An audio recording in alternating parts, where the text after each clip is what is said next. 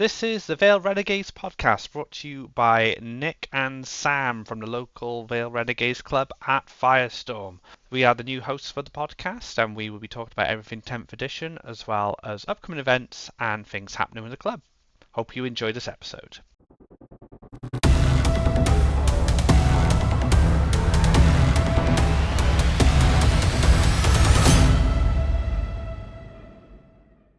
Hello everyone and welcome back to another Vale Renegades podcast. We have two back-to-back as we promised beforehand, and we're going to be covering the Rumble today. And joining me as usual is my co-star on this podcast, and that is Sam. How's it going, dude? I've never been called a co-star before, but I'll take it. I was just going to say long time no speak, but yeah, it's. I was actually thinking, getting ready for this is kind of nice that we're quite sort of sharp on the successive episodes. It's all fresh in mind, and yeah, I'm sure we're gonna have some good conversation this evening. Yeah, so fresh. It happened 2 days ago, so we have a lot to cover within the Rumble. That will be the main topic we'll be talking about today. However, we would like to bring light to an upcoming event run by the club. Now, as you guys know, when we have mentioned it a few times, we do have Brother in Arms coming up soon, which is our Renegades Open Premium Team event, and probably the event I look forward most to in the year playing 40k. However, we do have an opportunity for teams to practice a few weeks before, on October the 21st and 2nd, but also a great opportunity for players who haven't played in a teams format before to come and try it. So basic rundown is it's £25 each for 2 days, which includes hot food on both days. We play in a practice teams tournament of teams of 4, and then if you don't have a team and you just like to try teams out in a less pressured environment, because it's obviously a practice day, you can put yourself down as an individual, and then we form teams of 4 before the event happens or at the event itself. So it's just a great way to get introduced to teams. Yep, I think it's a great opportunity for anyone out there that's looking to get in the competitive scene. I'm not going to bore you all with my story again, but my introduction into the Vale Renegades and the competitive scene came from a team event in October a couple of years back, and the thought of this being a more accessible entry point, particularly given that the ticket price for this is a bit on the reduced side compared to what a normal 2-day event, competitive event would cost.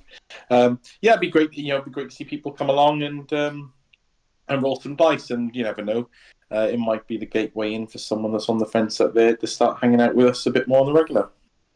Yeah, and team events are the best events, and I'm sure we've covered this before, but with a team event, the meta game is much more diverse because you can't all be Eldar, or you can't all be whatever the new hotness of the meta is. You can only have that slot be taken up once, and then you have 3 other slots, which usually fill into roles like attackers, flex, and defenders, and there's all these cool kind of like mini games within teams that you play before you even start throwing dice, which is awesome. So if you're interested in that, head over to our Discord, head to the events tab, and it's their team practice event October 21, 22nd, and you can put your name down there and register your interest. So that kind of covers a bit of housekeeping from our side to start things off. But today we're really just going to go in hard on the Rumble, because we have covered the Rumble a few times and our participation, but this is, as Sam said at the start, probably the freshest it's ever been for us. Yeah. Usually it's one of us going, sometime before the call, thinking back to whatever the hell happened, and like you said, 2 days ago, it's probably it's the freshest you guys are going to get it. Yep, so weird, isn't it?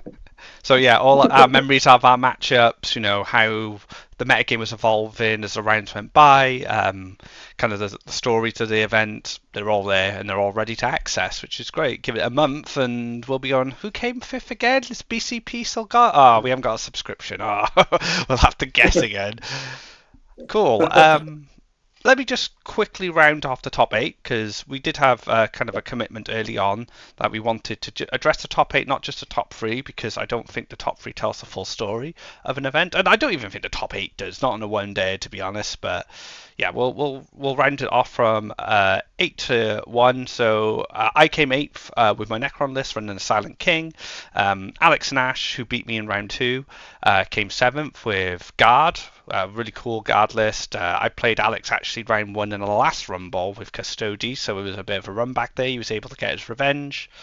Our very own Chris Lewis with Dark Angels came 6th. Our very own Andrew Lewis came 5th with Leagues of Votan. Liam Keane, 5 Roads Buccaneers, came 4th with Orcs.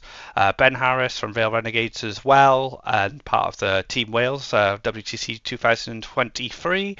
Came 3rd with Orcs. John McCarthy from Vale Renegades as well came 2nd with Aldari, and number 1 pilot in the army, I think, for 4 games in total after the completion of this tournament was Pete with GSC. He played GSC 4 times and won an event, so big congrats to him. Well, I mean, a lot of the usual names there in the pack, but definitely some movement within the pack, which I think is worth a shout out. It's a very competitive event, I felt, all in. I was nowhere near the top 8, actually, so I didn't have the pleasure of running into too many of the names from that list you've just reeled off, probably to my benefit. Saying that, I actually did play two of them, so maybe that's why I didn't do so well. But yeah, nice to see some new names, but nice to see some movement within the pack as well.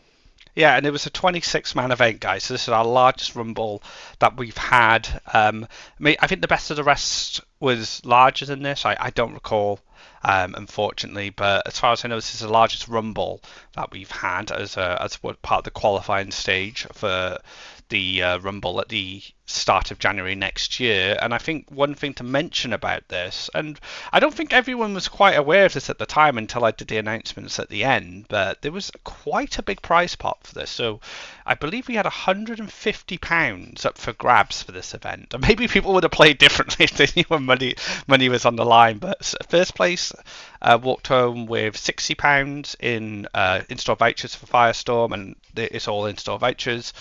Second place took 45, third place took 35, and then we always do a most improved, so a player we feel that's really improved their gameplay or kind of made their mark this event. And the winner of the most improved this time round was Dale Thomas, who was his first event, first tournament ever. He won his first game. He then went 7-13 against Pete, who won the tournament, and Pete went 17-3 and 20-0 in his other 2 games, so he was the best scoring player against the tournament winner. And then he unfortunately ran into crypto frauds against me in the last game, which I'm sure he'll hate me for the rest of our days together. But massive achievement for Dale there. Yeah, absolutely. Again, and new name in I think first time in our competitive scene you mentioned, outside of course the Friday nights, and yeah, well deserved. So massive well done. Yeah, and Dale attends our Fridays regularly. He's become a mainstay within the Friday night and within the club really, and really going to show like he's rumbled with some of the top players of the club on those Fridays. Like he hasn't shied away from those games playing against Andy. I know he's played against Andy. It was our first game together, so it just goes to show that those games playing those players has really paid off for him. So like massive congrats to him of how he performed this event. It was quite something. Yeah, for sure. I haven't had the pleasure yet, but I'm sure it's not particularly with attendance out at Rumbles. I'm sure it's only just a matter of time. Exactly. Cool. So that sums up the top 8. Just going to talk about the meta game. Now, the meta game was quite diverse, I think. We did have a lot more Eldar this time than I think we've ever had. There was loads of Eldar. I think there was at least 4 Eldar players, which I say loads. That might just sound like an exaggeration on my part, but you've got to realise we usually just have like 1 Eldar player in 10th. I think we've had Pete play Eldar once. Maybe John? Yeah. Yeah, it's funny how your local pool affects your perspective and view on this thing, isn't it? Because 4 is a lot for us, absolutely. Is 4 a lot out of 26 players in an event, in a competitive tournament? Probably not. But for us, at least, it feels like a lot. Yeah. So for Eldar, we had quite a few varied Marines. We had Dark Angels, we had Space Wolves, so I think we had 2 of each. You were running, I would say, Black Templar. Black Templars. Oh, you didn't play Ultra. Well, I No, say Ultramarines. Is it Ultramarines anymore? it's more like generic Marines, but I still carry the banner. No, I was I used. I think I mentioned it last time. I used this event as a testing ground for a bit of a combination of ideas. I'd seen some Black Templar bits, which I thought were quite good. You know, the Dreadnoughts, Terminators, etc. But I also kind of liked what I was doing with sort of standard Gladius Space Marines. So I did a bit of a mix. I wasn't in the top 8, so I might tell you a little bit how my run went. But I definitely learned some interesting bits out of my games, which I'm sure we'll get on to in a little bit. Yeah, and that's why my list ended up the way it was with the Silent King, because now that the Doomsday Arcs have gone up to 210 points each, taking 2 Doomsday Arcs is the same price as the Silent King. Now, the output at range for those Doomsday Arcs is arguably much better than the Silent King, but the Silent King also brings a lot more to the table. He brings an indirect gun, he brings utility against stuff like NIDS, with how he cancels out modifiers to your models, so like the warriors can retain their OC. He's quite a beast in combat, 12 attacks, strength 8 -3, 2 damage, so into stuff like Marines or just like anything with 2 wounds, he's really strong. However, I don't think Necrons really care about killing anything, to be honest. And I've kind of had that inkling for a while, but yeah, he's not in the list anymore. So my team's experiment in a singles event resulted in no more Silent King. But 400 odd points to play with, right? Exactly, and my new list will be much more frustrating for my opponent to play against, because it's going to be 60 warriors, so we'll see how that goes. Nice. But I guess one thing that I did expect from this metagame to maybe have more of a hold on the top spots was Tyranids, because they've just had a new codex and their detachments are looking really tasty, so I'm surprised they didn't do as well as they did. Yeah, I don't know. Obviously, our very own David run is. Did we have another player or several other players? I wasn't quite. As we'll get to, I was kind of like a bit tunnel visioned of my experience of events, given the types of army I went up against. So I didn't quite get to experience or appreciate the wider field. So we had Simon Price represented at 11th place from Newport Games Club. Newport represent. Nice. And then we only had Dave then on NIDS as well, who came 16th. So they were pushing to the top. I guess the Orcs. The Orcs and the GSC were keeping them back. But yeah, it gives a kind of an overview of our meta with a couple of Orc players, a fair few Marines of different varieties, 1 Votan, 1 Genestealer Cult, 4 Eldari, 1 Drakari, 2 Nids, and then we had 1 Custodes with James, 1 Grey Knights, 2 Guard players. We had Geraint's Guard, and then we had Alex's Guard. David Robert on T-Sons, Taff on CSM. We had another Necrons, which was running that big Necron Titan thing. I keep forgetting its name. I don't know if you know its name. Big spidery thing. I saw that. Yeah, I'm not sure. I'm not sure who was running it. I thought I saw it in a box or the carry case or whatever it was. But I thought it was actually played. There we go. That's something I missed, but would have loved to have seen. Yeah, big chunky Necron spider thing. So yeah, that gives you kind of an overview of our meta. It was quite diverse, I think. We had some kind of duplicates, but yeah, for a 26-man event, I felt it was quite good. So moving on, let's talk about how we did in the tournaments and some of our games being fresh in our mind. If you'd like to start us off, Sam, what was your game one like? Okay, well, I guess just before I get into that, I'd like to say that you've just told me that David came 16th, so I think beating David for me is the same as coming first. So I'm classing that as a huge satisfying event. but yeah, who did I play first? So it was Liam and his orcs up first, and I'll just say that about Liam. I think we've played together 3 times. Um, I'm not sure. We're probably on evens if you look at wins and losses. I can't quite remember, but what I would say is all of our games have been separated by either being a draw or by a point.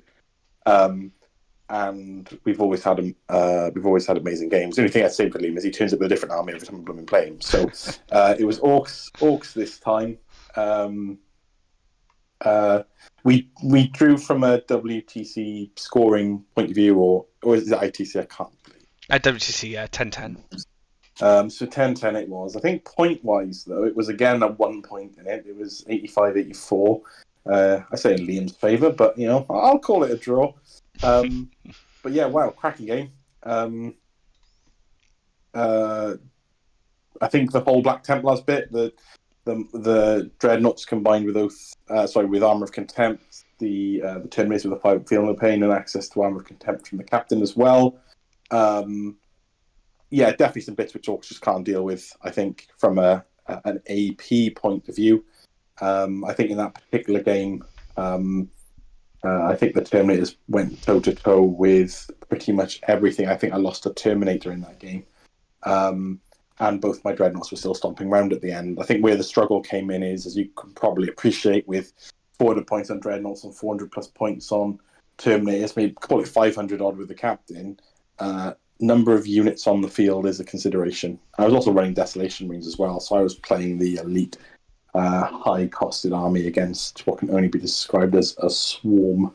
The Green Tide. There was always more. There's always more orcs, right? And if it's all right, I'm going to just jump straight into my second game for everyone to have a little laugh at this. But after there's always more orcs comment, my game 2 was into Ben Harris with his orcs.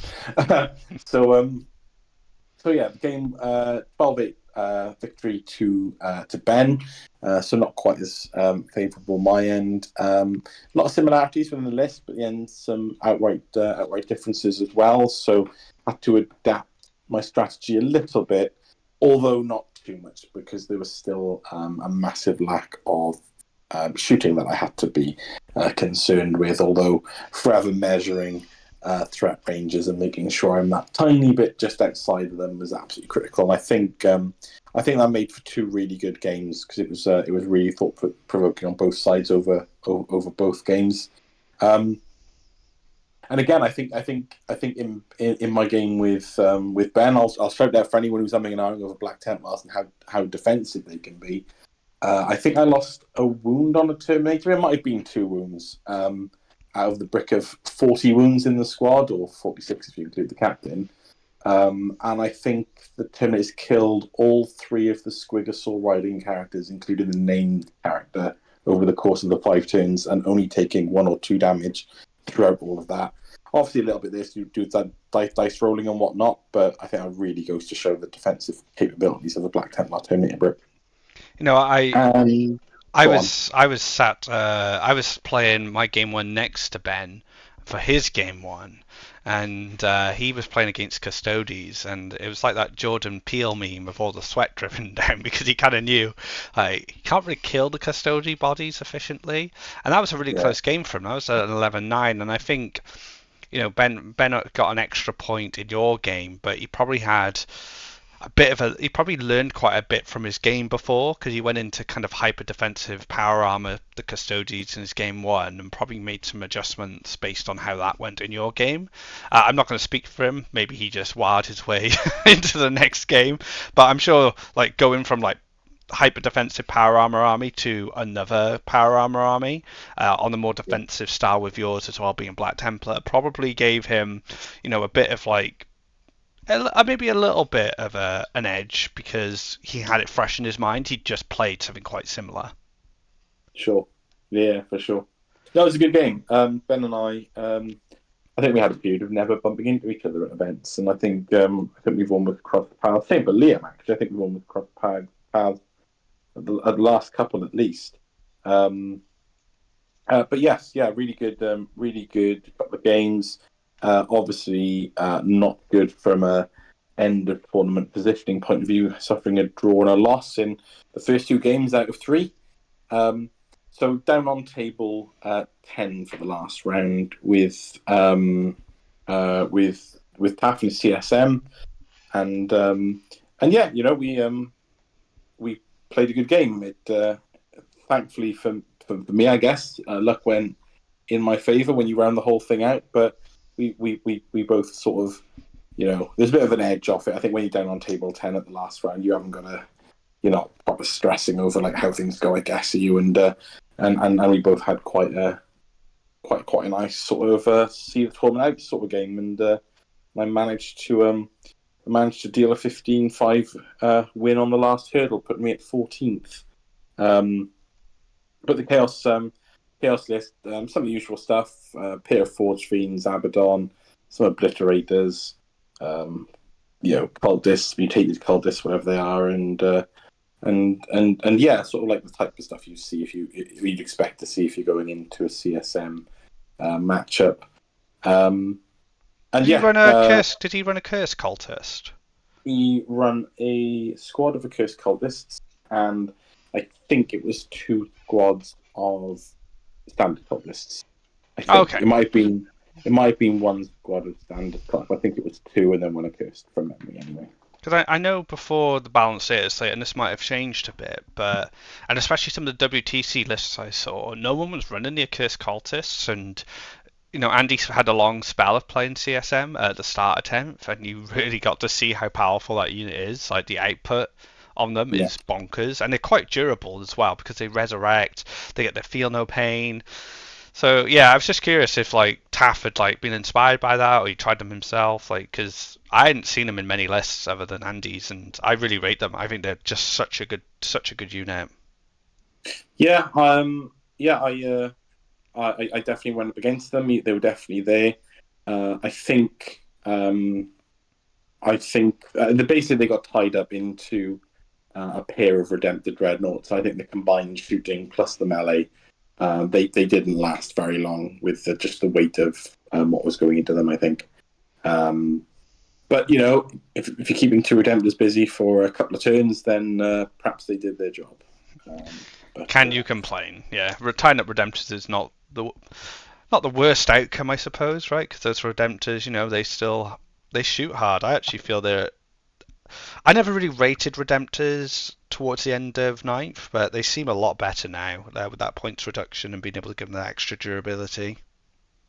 Yeah, absolutely. The 6 of Feel No Pain is it's not really either here nor there, to be fair. But if you're reducing 2 damage attacks down to 1, and then rolling that against a 2+ armor save to start, and then following that by a couple of those might just get absorbed with a Feel No Pain. They are durable. I didn't lose a Dreadnought all tournament, actually. So around, like I said, Orcs twice and CSM at the end.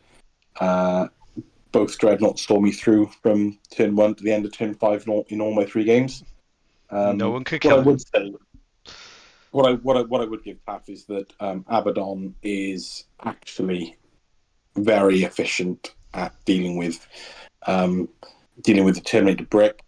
Given that he was combined with a blob of cultists, Terminators and Thunderhammers doing quite a lot there at hitting down cultists and getting bogged down within that. And Abaddon is, with his stacked abilities and Dark Pact, whatever, is very capable at cutting down some Terminators, despite the fact they've got 4 wounds and despite the fact they've got a 5 Feel No Pain. He's very good at it.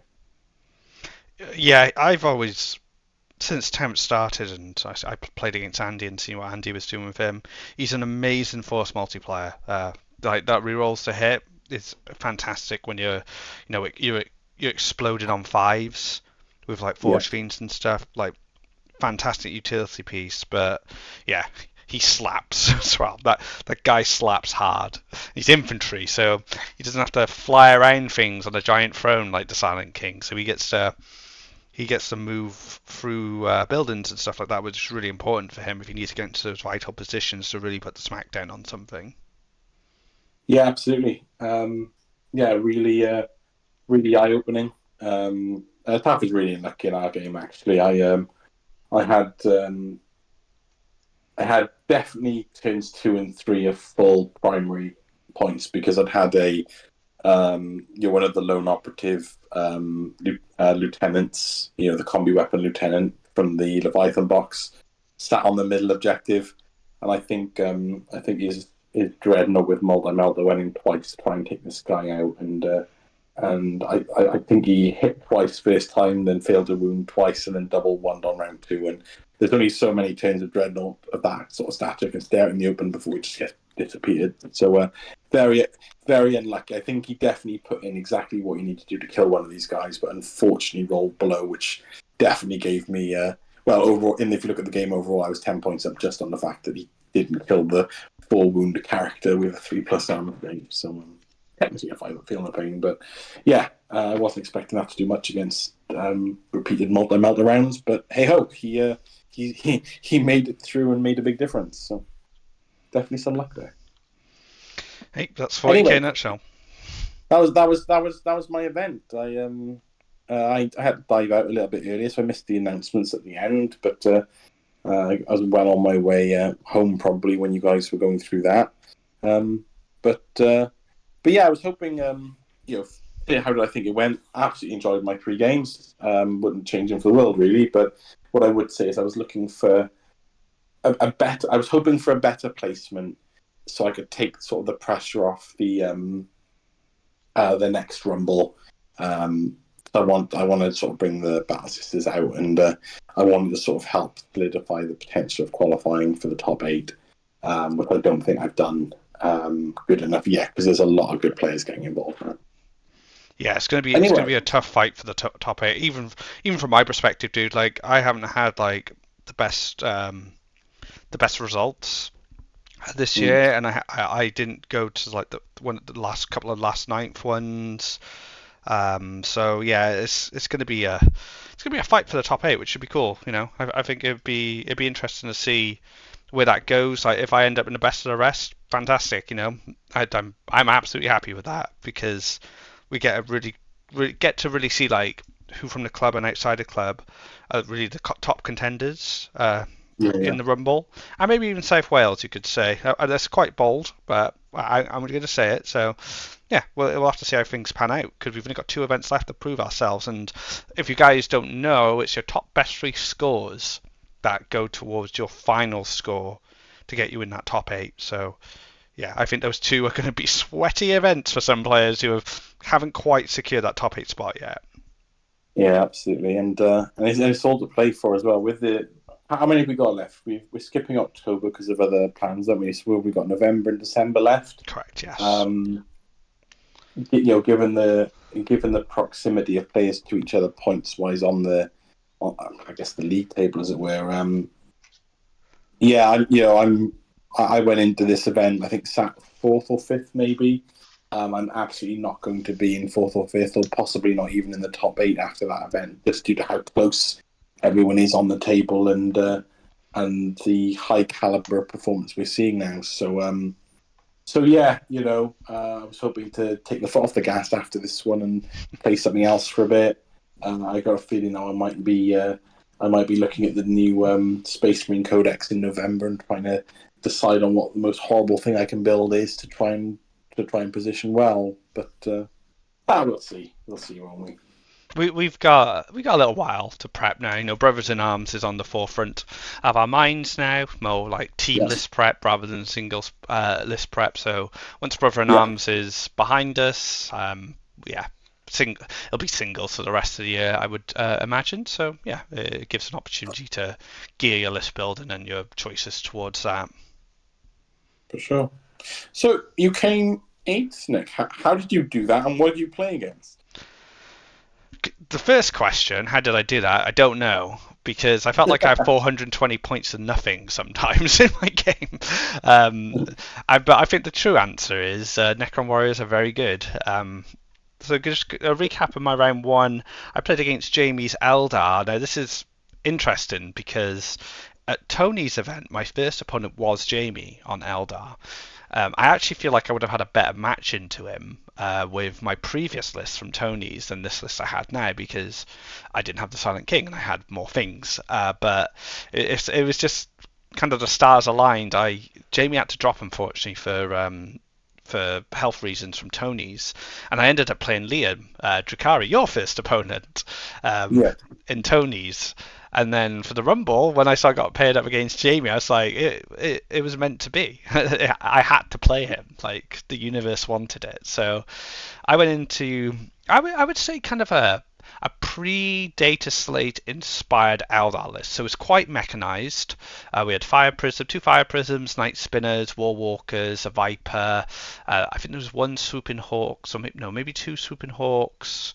There's some Wind Riders, and then you had the two monsters. So you had the Yinkan, and then you had the Avatar with some support characters like the Solitaire and the Autok for the +1 CP. So it definitely had that whiff of kind of like pre-balanced Data Slate Eldar. I mean, if you dropped the Avatar out and maybe something else and you put a Wraith Knight in, it would probably be like one of the best lists from the previous slate. So I was very conscious of the Silent King just getting absolutely blasted off the table, or worse, having the Avatar run up to him and just throw spears or axes or swords or whatever he had. So I played quite a cagey game, but I did have the luxury of warriors. And because it was a ritual, which I think is my best, I think it's Necron's best mission, to be honest. I get the luxury of building 3 objectives, which are really hard for me to lose, including combined OC power. But taking such a elite mechanized army's objectives off them is so easy for Necrons. So I basically had a string of Necrons from my deployment zone where I had I had Silent King giving reroll ones, didn't really matter, evidently. I had the Reanimator helping in reanimations, had Orokin and the Lord hiding behind a wall of like 5 warriors and the Reanimator, so the Solitaire couldn't get him. And I just strung these warriors all up to his objectives, and he ended up. We both scored 40 on secondaries. So the secondary game plan is one of Eldar's strongest. So, Jamie played that absolutely perfectly, getting his secondaries down. I think where he struggled, and I think that's when my list had the advantage, he only scored 5 on primary, and I scored 50, I think, or 45. So it'll be so what is it? 40 on secondaries. It'll be another. Is it 50 on primaries and then 10 on the painting to make it 100? Is that right? I think I had 95, so I think I missed 5 on primary because you have to build the objectives. So I think you actually, if you want to max it, you do miss 5 on this mission. Sure. I could be wrong. So, yeah, it was a really tough game for Jamie based on his list composition versus mine. Even with the Silent King being mostly useless and just he picked up like a few bring it down kills when he needed it. Stuff like that. It was definitely the Warriors that were the MVP. It was just mounting OC on his primary objectives. He killed them with the Avatar. I'd reanimate more and start doing my 2-inch coherency from my reanimation over to other objectives. I had a really good charge at the end where I was able to wrap the Avatar so my other warriors couldn't get within base to base, so then they ran to another primary objective and stole that. And when the Avatar killed some of my warriors from the backfield, they reanimated onto that primary. So I basically covered all 2 of his primaries, and it was really tough for him. So I think list composition wise, it was a really tough one for Jamie. The Warriors did a lot of work, but he did great on secondaries, like smashed his secondaries. It was just unfortunate on the primary. Yeah, wow, that sounds brutal and difficult to deal with, actually. But revenge was taken upon me and my primary stealing in my next game. So I played against Alex, absolute gent, playing his Astra Militarum. He actually did an adjustment from his last Rumbles list. We actually had to talk about it after the last time we played, and he made some adjustments which were really good.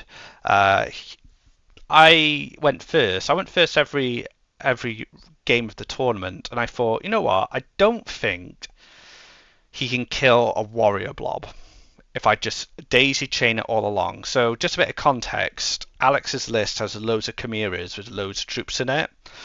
And I Yeah. don't really want to get into an OC fight with 60 guardsmen, or I think there were 50 guardsmen and chimeras. So I thought, you know what, I'll try and move block all his troops and his tanks with a string of warriors up the board. Maybe not the best decision. Maybe if I'd never brick of warriors to follow up from that, it would have been a better choice. So I didn't think you could actually kill them. All the shooting left me with one warrior. So Wow. one warrior, two characters. He had two chimeras, or chimeras, however we pronounce it. One was 7 inches away, one was 8 inches away. He failed a 7-inch charge and Oh. re-rolled and failed. He then made his 8-inch charge and then tank shocked for 5 mortal wounds. So he killed a character and my last warrior. And I kind of knew at that point that the game was a loss. And I just was trying to scrape as many points as I can, which ultimately led to a 7-13. And there was some really good plays from Alex using his Hellhounds and his Lehman Russes to move block the Silent King from just running to his home objective, because that's why I thought I'm just going to run to the home objective of Silent King, get 6 on primary from his home, because I was indirecting the guys that are on there, and then if I drew capture any enemy outposts, like I just get a big spike, and that might push it to a 10-10 if I'm lucky. Yeah. But a lot of good move blocking. It wasn't meant to be. So really well played on Alex. He did fantastic this event, coming in 7th. Sounds like a pretty amazing game, to be honest. Would have been nice to have watched that one, I think. Yeah, really great tactical play. Alex really understanding like what my win condition was and how to counter that. Like where he positioned his tanks to move block me, he took into consideration of just me advancing and be able to, like, I can advance and shoot because I can give assault weapons to my guys. So he measured it so the Silent King, even if I advance, I'd have to roll like a 6 to like land on that objective. So, and I did have a lot of CP, so it was like really difficult to pull that off. So I realized I just needed to fight for as many points as possible, and that's ultimately what led to that score. But Alex played fantastic, so really well played to him. He's an absolute pleasure to play against. Well, awesome. And then the final game, I think it was a bit unfortunate for Dale, and probably more fortunate for me on scoring perspective, because Dale, being his first tournament, but also had never played Necrons before and didn't really know what they did. If you don't, he knows now. he certainly does. And yeah, that was. I don't think Dale's list was really tuned to fight Necrons. He didn't have like Bolt of Discipline aggressors. We didn't have like a big brick of Terminators to just smash through the Lich Guard. There were a lot of like kind of good meta picks that Marines have that unfortunately Dale didn't have in his list, which would have helped in that matchup. So I think a lot of it for him was I kind of knew I could run the Silent King and the Catan just straight up the midboard, and eventually they would just start smashing and scoring for me. So I went for that, and I used the Warriors and the Lich Guard to hold the flanks, and Dale learned the frustrations of Crypto Thralls and roasting chickens, as I call them, because he was using his Flamestone gauntlets, and they would tank pretty much all of it. So yeah, definitely a learning curve for Dale. It was his first free game event. So one day, as I kind of said this to him, he looked really tired when we started. I said the thing with single 1 day and 2 day events, the third game is always the worst because you're just knackered.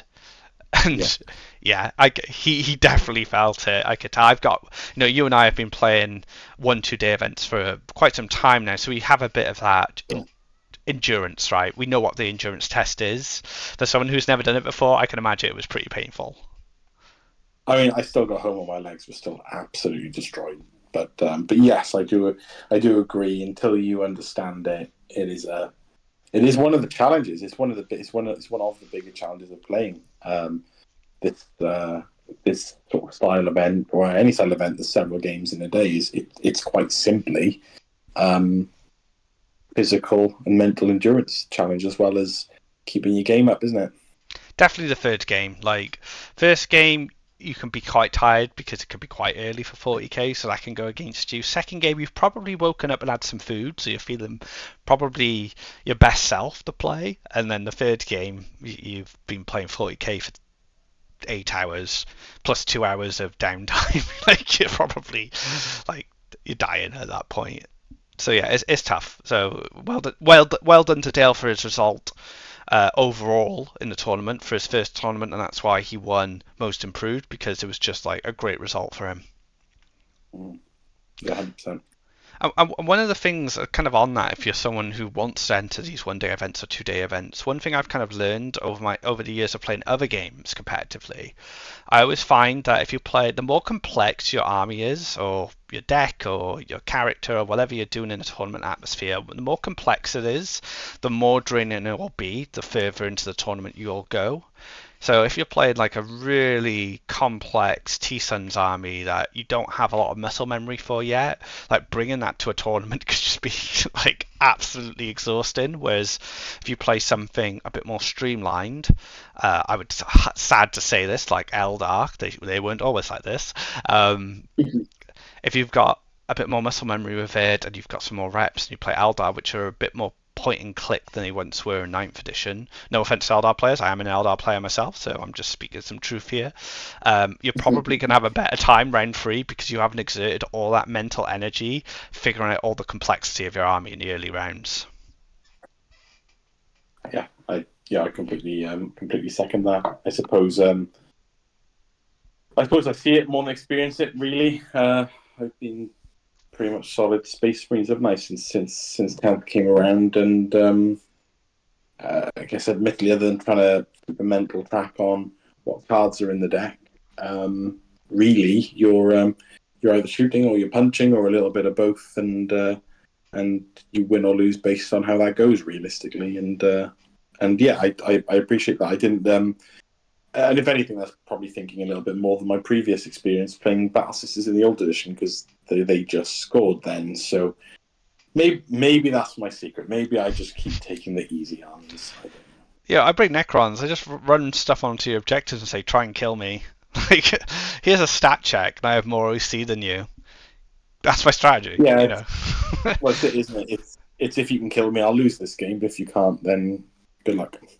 Yeah, so I mean, and that's a deliberate decision from me in some cases for tournaments. I know that I don't want to be playing my third game with no gas in the tank, so I'm not going to pilot a super complex army unless I have so many reps of it. And that's probably why you didn't see me play Swift Strikes Eldar in tournament for quite some time. Because I was just like reps. I'm going to get as many reps as possible as I can. And then by the end of 9th, I knew Swift Strike so well, like I didn't need to use all that brain power because my strategies. I basically automated my first 2 turns in a document for every mission. I got to that point. So 9th, I think 9th could probably. 9th needed that prep. 10th, I don't know yet. It's still quite early. Arguably, like the more prep you do, the better. But I don't think it needs as much attention to detail in prep as 9th did. But yeah, for all you people out there playing Brainbox armies, I salute you. Yeah, particularly if you're going a couple of rounds with them, right? And even a couple of days in some instances. So, yeah. But yeah, that does conclude kind of our wrap up the Rumble. Big congrats to the winners. Got cash in the wallet there to buy more minis from Firestorm. You can't fault it. I come from kind of a multi-game background for competing, and one of the genres that I played a lot in was fighting games, and we always had a prize pot, like a cash pot for fighting games, and then anyone who didn't win from that cash pot are called pot monsters because they just fueled the pot. So everyone at this event, including myself and you, Sam, we got the joy of being pot monsters. We did. Although, considering, we'll take a win with this, right? I was going to say we both beat David, but I won't be that mean. We both got some well-needed practice experience and thought-provoking ideas ready for our upcoming team event. So we'll take that as a win. Exactly, and that was, I think, part of the aim for playing in the Rumble. Like, we generally play in all Rumbles if we can, but I definitely know I went in with the mindset of like, is the Silent King viable for teams? Is he something we need? The answer is no, and having a day of games led me to get into that conclusion quicker than if I played 3 Fridays, right? It could be too late at that point, so I'm thankful for those games. Yeah, absolutely. And for myself, despite the fact we all know that there's a brand new codex for Space Marines coming soon, the fundamentals of the game are going to be the same, and practice is practice. And yeah, I found Black Templars quite interesting. Bit different to what I normally do, but definitely durable. For anyone looking for that type of army, I'd say have a little look at them. I found it quite shocking, and I guess seeing my opponent's reactions as well, just to the sheer durability of dreadnoughts and terminators with the field no pain stacks they can do. On the terminators, admittedly, the field no pain is right, but yeah, there was a little bit of satisfaction with your opponents realizing that, like, oh no, 20 Beast Snagger Boys rerolls with vehicles with 2 Beast Bosses isn't actually going to kill a single dreadnought, and that's exciting and fun to watch. Actually, the realization slowly sink in that the dreadnought is actually going to win this fight eventually. It's quite funny. If we didn't have a Space Marine Codex on the horizon, and maybe things won't change so much for that list, even with a Codex, it might even get improved. Beast Snagger Boys, I do believe, are designed to kill vehicles. Oh yeah. I was thinking, looking at the list, I had the Squig Hog Boys to deal with, them to deal with, not to mention the Squigosaur characters running around, and I thought I was really in for it with my dreadnoughts, and I ended up just sticking them in the middle of the field on the middle objective and going, have at it. And for there being 2 dreadnoughts left at the end of the game and no walks around them, I think is a testament to how durable they actually are with Black Templars. Yeah, and I think from like an alt player perspective, and I'm not speaking for you, Ben and Liam. You guys are more experienced than me, but if a Beast Boy's going to be worth it, like, do you just take boys instead, right? I guess that's a question for the alt players, but if they're not killing those dreadnoughts and they become meta, it's something to consider. In team events, you can dodge them, of course, and you can be more targeted for knights or maybe mechanized elder or something like that. But yeah, in singles, if you're going to see a load of these dreadnoughts pop up, Beast Boys might not make the cut, but they came 3rd and 4th, and I came 8th, so what do I know? Yeah, there's that. There is that. Orcs still have numbers, and numbers still score secondaries, don't they? And primaries as well in certain matchups. So yeah, I don't think it affects Orcs' ability to do well. I just think it perhaps affects their ability to do what they want to do, which is just crump stuff. Absolutely.